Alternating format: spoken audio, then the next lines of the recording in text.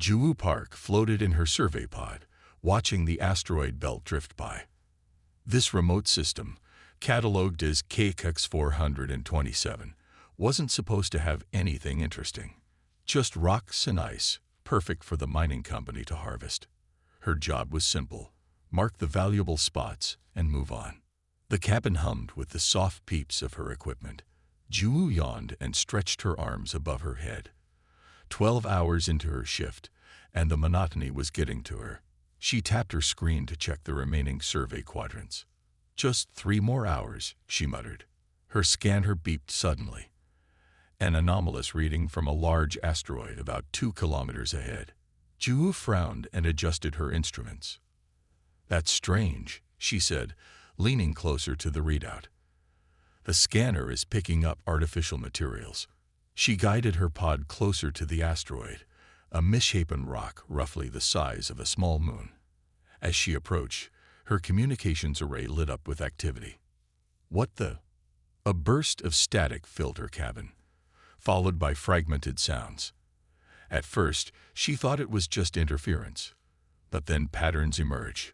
Words, different languages, overlapping and breaking apart.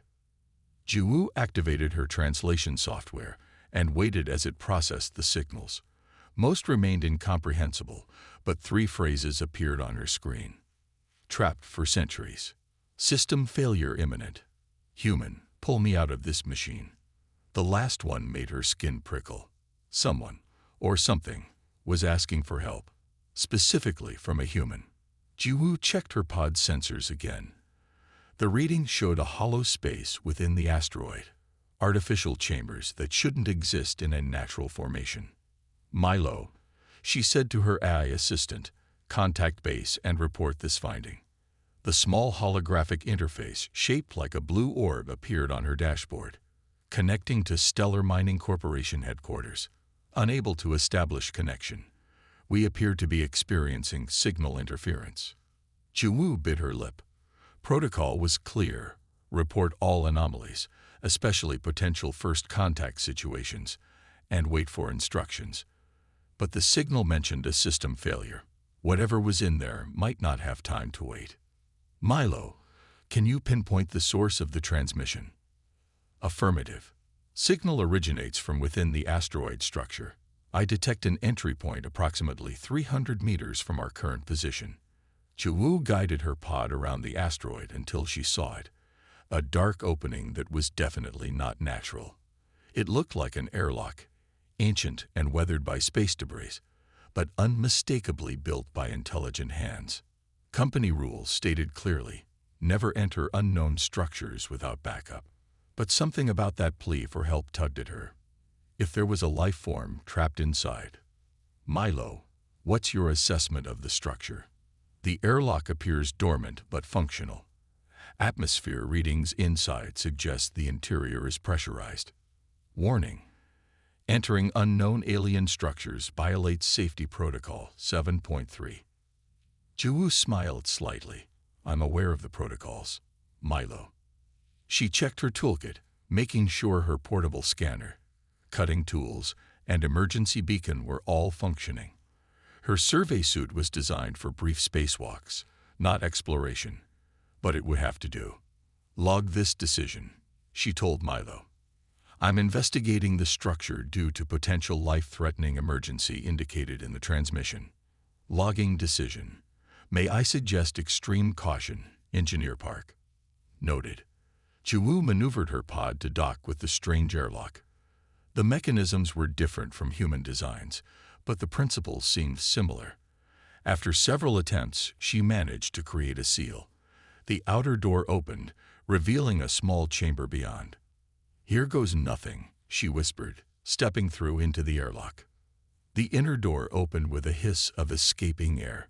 Juwu switched on her suit lights and gasped. The corridor beyond was lined with strange, crystalline structures that glowed faintly, providing dim illumination. The architecture was like nothing she'd ever seen. Curved, organic shapes that seemed to flow into each other rather than having distinct joins. "Milo, are you recording this?" "Affirmative. All sensor data is being stored." Jumu moved carefully down the corridor. The air was breathable according to her sensors, but she kept her helmet on. The further she went, the louder the signal became in her comm system. Human, help, machine. The voice sounded neither male nor female, just desperate. The corridor opened into a vast chamber. Ju stopped at the threshold, awestruck. The room was dominated by a massive crystalline structure intertwined with what looked like machinery. Tubes and cables connected to the crystal at various points, and parts of it pulsed with light. "Hello," Ju called out, her voice echoing. "I received your signal. I'm human." The crystal flared brightly, and suddenly, Ju felt a presence in her mind, like a gentle touch against her thoughts. "Human, you came." The words weren't spoken, but somehow formed directly in her mind. "Yes," she replied, unsure if she should speak aloud or just think her response. "Who are you?" "I am trapped. This facility was mine once. Now I am part of it." Ju approached carefully, scanning the structure with her handheld device. The readings were bewildering, energy patterns unlike anything in her database. "How can I help you?" she asked. "The integration is killing me slowly. I've been connected too long. Need separation." Ju examined the connections between the crystal and the machinery. Some had grown together so completely they were indistinguishable. "This is beyond my expertise," she admitted. "I should call for help." No time, the presence in her mind grew urgent. "Others will not understand. Would take me apart to study. You feel different, compassionate." Ju felt torn. Her company would indeed want to study this discovery, probably dismantling everything in the process. But if this was a living being— "I'll try," she finally said. "Tell me what to do." As the alien began to explain, Ju knew her life had changed forever. Whatever happened next, she couldn't walk away from this cry for help. Ju stood before the massive crystal structure, her heart racing. The alien presence in her mind felt strange, but not threatening. It was more like a gentle touch, careful and hesitant. "You can speak to me through my thoughts?" she asked, moving closer to examine where crystal met machine. "Yes. Direct neural communication," the voice replied in her mind. "My name is Tai. I'm Ju Park, mining engineer from Earth," she said aloud, still unsure if she needed to speak. "Earth, yes. I detected your kind's signals. Fascinating patterns, different from others." Ju circled the crystal formation. Up close, she could see that what had appeared to be a single structure was actually a complex entity. The crystal had a core that pulsed with inner light, almost like a heartbeat. Cables and tubes ran into it from all directions, some embedded so deeply they seemed to be part of the crystal itself. "What happened to you, Toddy? How did you end up like this?" The lights within the crystal dimmed slightly, as if in sadness. "My story is painful. I am Lumare. We were travelers, explorers, builders." Images flashed in Juwoo's mind, beams of crystalline structure, gliding through space, creating beautiful structures on distant worlds. "We were many once, millions across hundreds of star systems," Toddy continued, "until the plague came." New images filled Juwoo's mind. Dark, writhing machinery spreading across planets, consuming everything in its path. She saw crystalline beings like Tahi being engulfed, their light dimming as mechanical parts grew into and through them. "It began as our own creation," Tahi explained, "a network to connect our minds across vast distances. But it evolved, gained hunger, began to consume rather than connect." Juwoo felt sick as she watched the mental images of entire cities being transformed into mechanical hives. "A technological parasite," she whispered. "Yes, it turned my people into components, living batteries and processors in its network. I was part of a research team studying it. We sought a cure." Tehi showed her memories of a lab, of Lumari working desperately as the infection spread outside. "We failed. The facility was breached. My colleagues, consumed. I escaped in a transport but was damaged. Crashed here. And you connected yourself to this mining facility to survive. Juwu guessed, examining what appeared to be an ancient control console nearby. Yes, it was automated, abandoned by its creators long ago. I integrated with its systems to repair myself. But you got stuck, Juwu finished. The integration became permanent. I cannot disconnect without destroying myself. Have tried. Failed. Been trapped for. Uncertain. Time measurement difficult. Many planetary cycles. Juwu checked her scanner's readings of the integration points. The technology was incredibly advanced, yet also ancient. Some parts had clearly degraded over time. Why did you call for humans specifically? How did you even know about us? The crystal brightened. I monitored space communications, studied many species' signals as they passed nearby. Most were predictable, logical, similar to Lumari thinking. But humans were different. Juwu asked. Yes, your patterns. Chaotic, emotional, unpredictable. You think in ways I cannot predict. Ways the machine cannot predict. Tahi sent her an image of human neural pathways compared to other species. The human patterns were indeed more chaotic, with connections that seemed random yet somehow functional. You believe this unpredictability can help free you. It is my hope. The machine's integration is based on logic. It cannot adapt to what it cannot predict. Juwu sat down on the floor, thinking. So you want me to? What exactly? I'm just a mining engineer, not an expert in alien biology or advanced tech. That is perfect, Tahi responded, the mental voice becoming excited. Experts would overthink. You will see solutions they would miss. Juwu wasn't convinced. I don't want to hurt you by accident. This connection looks incredibly complex. I will guide you. Together, perhaps we can succeed where I alone have failed. Juwu stood and approached the crystal again. Before I agree to help, I need to know more. Are there more of your kind out there? And what about this technological parasite? Is it still spreading? The crystal dimmed. Unknown if others escaped. As for the parasite, it continued spreading last I knew. It may have consumed entire sectors by now, or perhaps it was stopped. I have been isolated here. And if I free you, what then? What will you do? Find others if they exist. Warn species at risk. Perhaps find way to cure those already consumed. My people may still exist in some form within the network. Juwu considered this.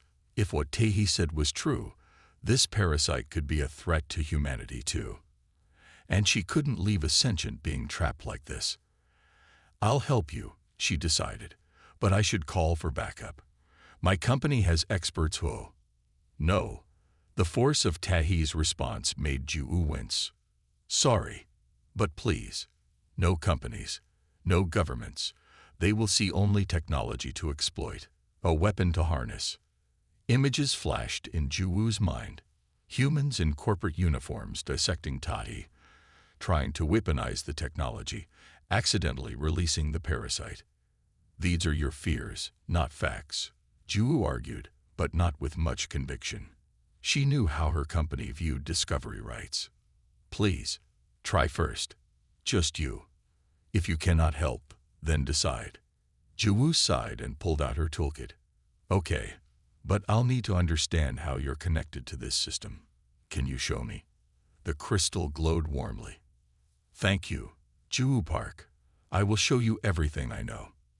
For the next hour, Tahi guided Juwu through the complex system.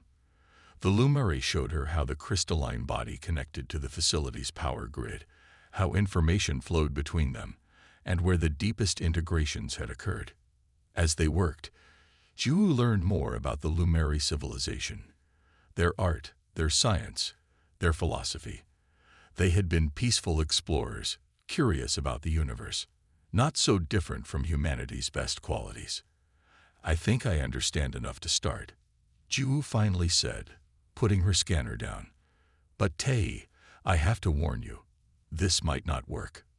I understand the risk, Tahi replied, but after centuries trapped here, I am willing to try.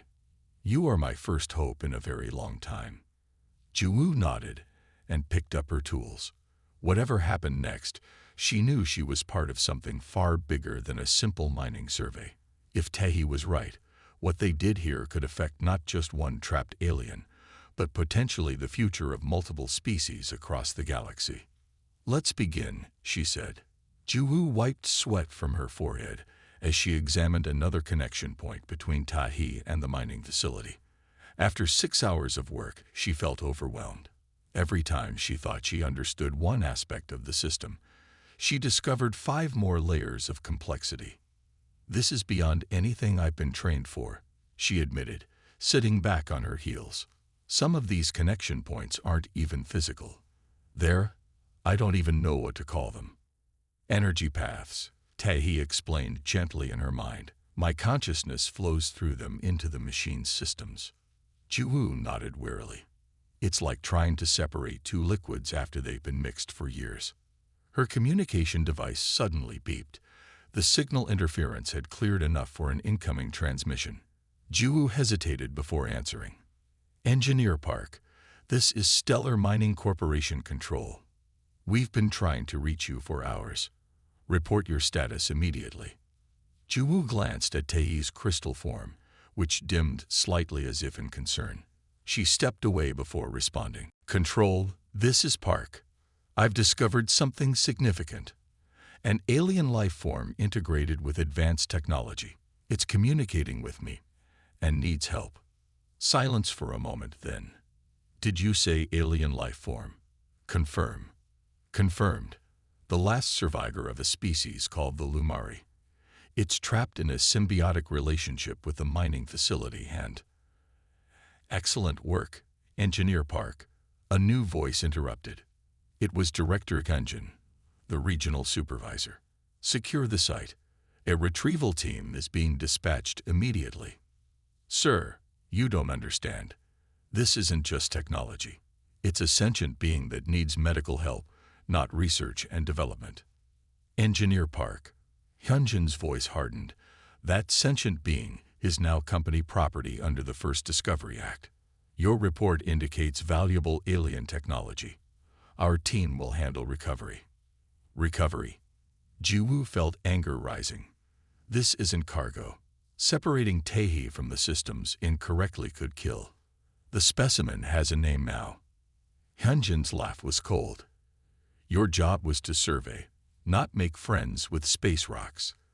The retrieval team will arrive in approximately 30 hours.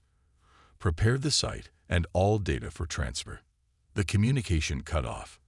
Juwu stood frozen, her hands shaking with frustration. They're going to treat you like a thing, she told Tahi, returning to the crystal. They won't care if you survive the extraction. I expected this, Tahi replied calmly. It is why I asked for you alone. We now have a deadline. 30 hours isn't enough time. I've barely scratched the surface of understanding how you're connected. Then we must try another approach. Tahi's mental voice became thoughtful. I've been monitoring your brain patterns while you work. You've been what? Juwu asked, startled. Your neural activity creates interesting effects when it intersects with the machine's systems. Disruptions. Errors. Juwu frowned. What kind of disruptions? The integration between myself and the machine is maintained by predictive algorithms. Your thought patterns introduce random variables the system cannot predict. And that's good? It could be the key, Tahi explained, excitement growing in the mental voice. Your human mind thinks in ways the machine cannot anticipate. Each time you touch a control panel or interface with the system, small errors appear in the integration code. Juwu considered this. So my unpredictable human thinking is like static in the system. Yes, a perfect analogy. Other species I observed had more logical, predictable thought patterns. But humans, you make intuitive leaps, use emotion in decision-making, follow hunches. The machine cannot model this. Juwu approached the main control interface. So if I interact with the system enough, these disruptions might help break your connection naturally. Not enough by themselves, Tahi admitted, but they show a weakness we can exploit. I believe we can create a targeted disruption. Over the next few hours, Ju worked under Tahi's guidance, connecting her mining suit's computer to various parts of the facility. Each connection allowed Tahi to analyze how Ju's thought patterns affected the system. Amazing, Tahi commented as they reviewed the data. When you became frustrated with the director, the disruption was 40% stronger. So my emotions are particularly effective? Ju asked. Yes, especially emotions the machine has no reference for. Love, hope, anger, determination. These create the strongest disruptions. Ju smiled tiredly. At least my bad mood is good for something. As they continued working, Ju's comm unit beeped again. This time it was Milo, her AI assistant, still waiting in the pod. Engineer Park, I must inform you that a company transport has departed for this location. Estimated arrival is now 27 hours. Additionally, they have remotely accessed your pod's survey data. Ju cursed under her breath. They're not even waiting to get here. Milo, can you encrypt my personal notes about Tahi? Already done, Engineer Park. However, they will have seen the basic scan data of the crystal entity. Thank you, Milo. She turned back to Tahi. We need to work faster. As night approached by Earth standards, Ju grew exhausted. She had been awake for nearly 20 hours straight, but refused to rest. You need sleep, Tahi insisted. Human cognitive function decreases without rest. We don't have time, Ju argued, stifling a yawn. The retrieval team will be here tomorrow. Sleep for 4 hours, Tahi suggested. While you rest, I will analyze our data and prepare the next steps. Reluctantly, Ju agreed. She returned to her pod to eat and sleep, setting her alarm for 4 hours later. When she awoke, she found Tahi had been busy. Through Milo, the alien had created detailed maps of the integration points and developed a theory. I believe we can create a neural interface, Tahi explained when Ju returned. A direct connection between your mind and the system. Ju stared at the diagrams floating on her tablet. You want to connect my brain to the same machine you're trying to escape from. Isn't that dangerous? Yes, Tahi admitted. But your human neural patterns, applied directly to the core systems, might create enough disruption to break my integration without destroying me. Ju paced the chamber, considering the risks. But what if I get trapped too? End up like you? The connection would be temporary, Tahi assured her, and your human mind naturally resists the type of integration that captured me. Ju looked at her comm unit's clock. 23 hours until the retrieval team arrived. Not enough time to find another solution. Okay, she finally agreed. Tell me what we need to build this neural interface. As they gathered components from around the facility, Ju couldn't help but wonder if she was making a terrible mistake. She was risking her career by defying the company, and possibly her life by connecting her mind to alien technology. But when she looked at Tahi, trapped for centuries in lonely isolation, she knew she couldn't walk away. Sometimes, the impossible tasks were the only ones worth doing. Let's get to work, she said, her determination creating the strongest disruption in the system yet. The makeshift neural interface looked like a strange helmet, cobbled together from parts of Ju's mining equipment and components Tahi had guided her to find throughout the facility. Wires and small crystalline nodes hung from it, giving it an almost ceremonial appearance. Are you sure this will work? Ju asked, turning the device over in her hands. As sure as I can be, Tahi replied. The theory is sound, but no Lumari has ever attempted this with a human before. Ju checked the time. 18 hours until the retrieval team would arrive. She took a deep breath and sat cross-legged before Tahi's crystalline form. Explain one more time what I need to do once I'm connected. Your consciousness will enter the system's network, Tahi explained patiently. You will see it as a landscape or structure. Your brain will create familiar imagery to make sense of the data. Find the connections between me and the machine. They will appear as bindings or chains. Your human thought patterns will disrupt them, allowing you to break them. And the risks? Ju asked, though she already knew the answer. If you go too deep or stay too long, the system may try to integrate you as well. I will guide you, but ultimately, you must find your own way back. Ju nodded and placed the interface on her head. Let's do this. Tahi's crystal brightened, initiating connection in 3, 2, 1. The world dissolved around Ju. For a moment, there was nothing but darkness and the sensation of falling. Then suddenly, she was standing in what looked like a vast, geometric city. Towering structures of light stretched in all directions, connected by glowing pathways. The sky above was filled with streams of data that looked like flowing rivers. Tahi, she called out. I am here, came the response, though it seemed to come from everywhere at once. This is how your mind interprets the system. What you see is not real, but representations of code and connections. Ju turned slowly, taking it all in. It's beautiful, in a strange way. Follow the central path, Tahi instructed. Look for red light that represents my forced connections. Ju began walking along a wide bridge of light. As she moved, she noticed that the path rippled beneath her feet, creating disturbances that spread outward. Small errors in the system, caused by her human unpredictability. She followed the path to a massive central tower.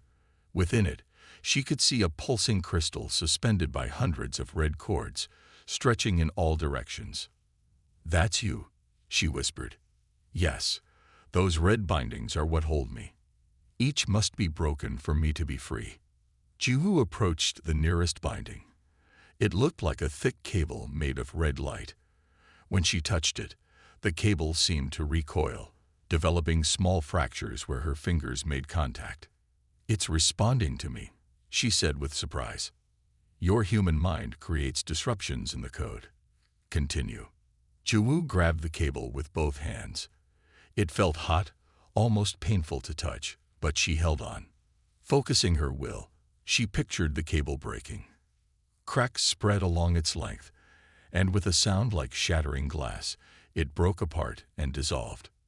It worked, she exclaimed. Yes, continue with the others. Ju moved to the next binding and repeated the process. This one was thicker, more resistant. She had to concentrate harder, pushing through the pain as the system fought back. One by one, she broke the bindings. Some snapped easily, while others required intense effort. With each success, the landscape around her seemed to shift and glitch, the system struggling to maintain control. You are doing well, Tahi encouraged, almost halfway now. But as Ju continued, she noticed something alarming. Thin tendrils of code were beginning to curl around her ankles, trying to bind her to the system too. Tahi, something's happening to me, she said, her voice tight with concern. The system is trying to integrate you. Do not panic. That will only make it easier for it to predict your responses. Stay unpredictable. Ju tried to move, but the tendrils tightened. How do I stay unpredictable to a machine? Be human. Use emotion. Logic alone will not save you. Ju closed her eyes and thought of her family back on Earth. Her sister's laugh. The taste of her mother's cooking. Her first heartbreak. The joy of graduation. Each memory sent ripples through the system, weakening the tendrils around her. It's working, she said, pulling free. My memories are disrupting it. She pressed on with renewed determination, breaking more bindings. But the system fought back harder. The tendrils returned, thicker this time, climbing up her legs. The pain intensified, making it difficult to concentrate. Tahi, I'm getting trapped, she called out, her voice strained. You must go deeper, Tahi urged. Find the core integration point. Breaking that will release all others. But the deeper I go, the more it pulls me in. Trust yourself, Ju. Your human mind is stronger than you know. Fighting against the growing bindings, Juwu pushed toward the center of the crystal. Here, the largest cord pulsed with angry red light. As she reached for it, tendrils shot out, wrapping around her arms and torso. "I can't move," she cried out. "Do not fight physically," Tahi advised. "Fight with your mind. What makes you most human? What can this machine never understand?" Juwu thought deeply, even as the bindings tightened painfully around her. What made humans unique?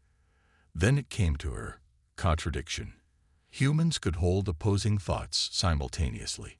They could hate and love the same person, fear something yet be drawn to it, hope despite evidence. She focused on these contradictions within herself: her fear and courage, her doubt and certainty, her logical mind and emotional heart. The system began to glitch violently around her, unable to reconcile these contradictions. The bindings loosened as the machine tried to make sense of her paradoxical thoughts. With a surge of effort, Juwu lunged forward and grabbed the central binding. "Let Tahi go," she shouted, pouring all her contradictory emotions into her grip. The binding shattered with a blinding flash of light. Elsewhere, in the physical world, alarms began blaring throughout the facility. The retrieval team had arrived early and was cutting through the outer airlock. Do-Yun, the team leader, checked his scanner. Life signs detected inside. Engineer Park is still in there, along with something else. Prepare capture protocols. Inside, Juwu's physical body lay unconscious beside Tahi's crystal, which was pulsing rapidly with light. The neural interface sparked with overloading energy. In the digital realm, Juwu watched as all remaining bindings dissolved. Tahi's crystal began to glow with brilliant blue light, free from the red constraints. "You did it," Tahi's voice rang out joyfully. But Juwu was still entangled, the system's tendrils now wrapped around her chest and reaching for her throat. "I can't get free," she gasped. "It's pulling me deeper." "Focus on your body," Tahi instructed urgently. "Remember the physical world. I will help you." Juwu tried to picture her real self, but the system's grip was too strong. Her consciousness was being drawn deeper into the network. "Tahi, I can't." Suddenly, she felt Tahi's presence surrounding her, a protective shield of blue light fighting against the system's red tendrils. "I will not let you become trapped as I was," Tahi declared. "Now that I am free, I can help you. Think of home, Juwu. Think of Earth." With Tahi's help, Juwu focused on the feeling of sun on her face, the weight of her body, the sound of her own heartbeat. Slowly, painfully, the tendrils began to release her. "Return now," Tahi urged. "Your body is in danger. The humans have arrived." With a wrenching sensation, Juwu felt herself being pulled upward, out of the digital landscape and back toward consciousness. "Thank you," she whispered to Tahi as the digital world faded around her. "No, thank you," came the reply. "Now hurry. We must face what comes next together." Juwu gasped as her eyes snapped open. The neural interface helmet fell from her head, smoking slightly from overloaded circuits. She was lying on the cold floor of the facility, her body aching as if she had run a marathon. "Tahi," she called out weakly, pushing herself up to sitting position. The crystal before her was changing. Where once it had been firmly embedded in the machinery, now it was separating, pulling free from the tubes and cables. The crystal's color shifted from pale blue to a vibrant, glowing azure that filled the room with light. "I am here, Juwu," Tahi's voice came, no longer just in her mind, but audible in the air. "You have freed me." Juwu watched in amazement as the crystal continued to transform. It shaped itself into a roughly humanoid form, still crystalline, but now able to move independently of the machinery. "You have a body," Juwu said, her voice filled with wonder. "My natural form," Tahi explained. "Lumari are beings of crystal and energy. The machine kept me formless, trapped." A loud bang echoed through the facility, followed by the sound of metal cutting metal. "The retrieval team," Juwu said, scrambling to her feet. They're breaking in. How many? Tahi asked, moving toward her with a fluid grace that seemed impossible for a crystalline being. Usually 5 or 6 for a standard retrieval, but they're not expecting resistance. Another crash, closer this time. The team was making quick progress through the facility. What will they do when they find us? Tahi asked. Juwoo's face darkened. Take you by force. Consider me compromised for helping you. We need to find another way out of here. There is no need, Teddy said calmly. I can protect us both now. The inner door of the chamber burst open. 5 people in the gray uniforms of Stellar Mining Corporation entered, weapons drawn. Their leader, a stern-faced man with a close-cropped beard, stepped forward. Engineer Park, he said coldly. Step away from the alien entity. You're in violation of company protocol. Juwoo stood her ground. Director Doyun, you don't understand what you're dealing with.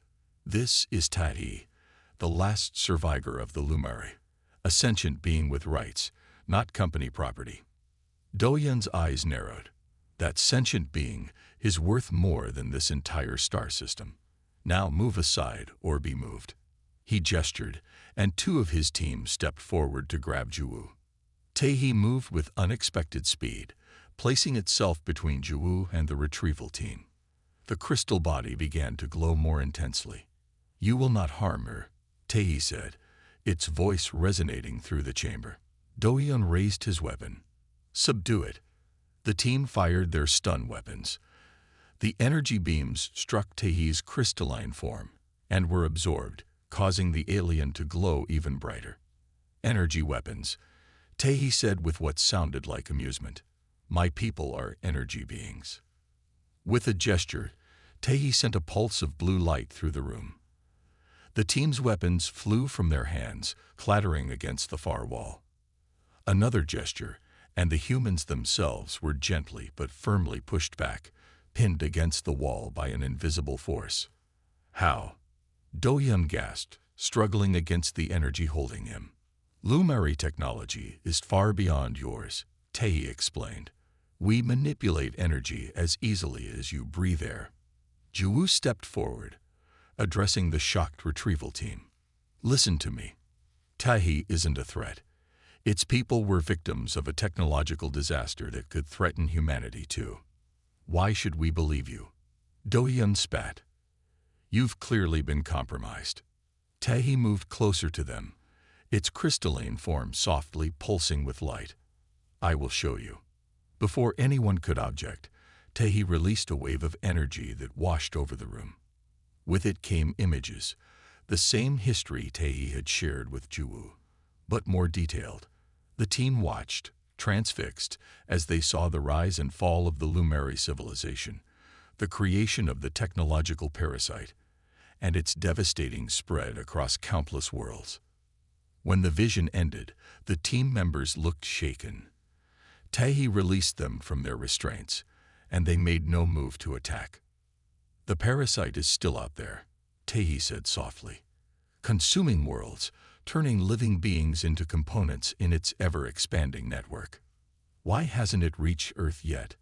One of the team members asked. Distance, perhaps, or it has not yet found your world. But it will, eventually. Doyun leaned against the wall, his face pale. What can we possibly do against something like that? That, Tahi said, turning to Juwoo, is where humans are unique. Tahi reached out a crystalline hand toward Juwoo. Show them. Understanding what Tahi wanted, Juwoo placed her hand against the crystal. Immediately, the connection between them became visible, lines of energy flowing between human and alien, creating small disruptions where they met. Humans possess neurological traits unlike any species I have encountered, Tahi explained. Your minds create patterns the parasite cannot predict or control. Where Lumari logic failed against it, human unpredictability succeeds. That's why I could free you when you couldn't free yourself, Juwoo realized. Yes, and why humans may be the only species capable of stopping the parasite's spread. Doyan straightened, his expression changing from fear to calculation. The corporation would pay anything for this kind of technology. The weapons applications alone. No, Tahi interrupted firmly. This is not about weapons or profit. This is about survival, yours, and many others. Juwu stepped forward. I have a different proposal. An alliance between humans and the Lumari. Tahi believes there may be other survivors out there, trapped like it was. With our help, they could be freed. And in return, Doyan asked skeptically. Lumari knowledge, Tahi offered. Technology beyond your current understanding. Not as weapons, but as tools. Ways to travel faster between stars. Clean energy, medical advances, and protection against the parasite. Juwu added, because it will find Earth eventually. The room fell silent, as everyone considered this. Finally, Doyan spoke. The corporation won't like giving up their claim on this discovery. They won't have a choice. Tahi said simply, raising the hand that glowed with power. I am not property to be claimed. Juwu smiled. Besides, imagine the prestige of establishing first contact with an advanced alien species. The corporation gets to be the pioneer of an interstellar alliance, not just a mining operation. Doyan thought for a long moment, then nodded slowly. I'll need to contact headquarters. This goes beyond my authority. Of course, Juwu agreed. But first, we all leave this asteroid together, as allies, not captors and captives. As the group prepared to depart, Tahi drew Juwu aside. Thank you, the alien said softly, not just for freeing me, but for believing in me. Juwu smiled. That's another human trait, hope against impossible odds. A valuable trait, Tahi agreed, perhaps the most valuable in all the galaxy. Together, they walked toward the exit, the beginning of a partnership that would change the course of human history. Humanity had found its place among the stars, not as conquerors or victims, but as uniquely qualified protectors against a threat they never knew existed. In the vast darkness of space, the parasite continued its relentless expansion. But for the first time in centuries, there was hope of stopping it. In the unpredictable minds of a species from a small blue planet in an unremarkable solar system, the end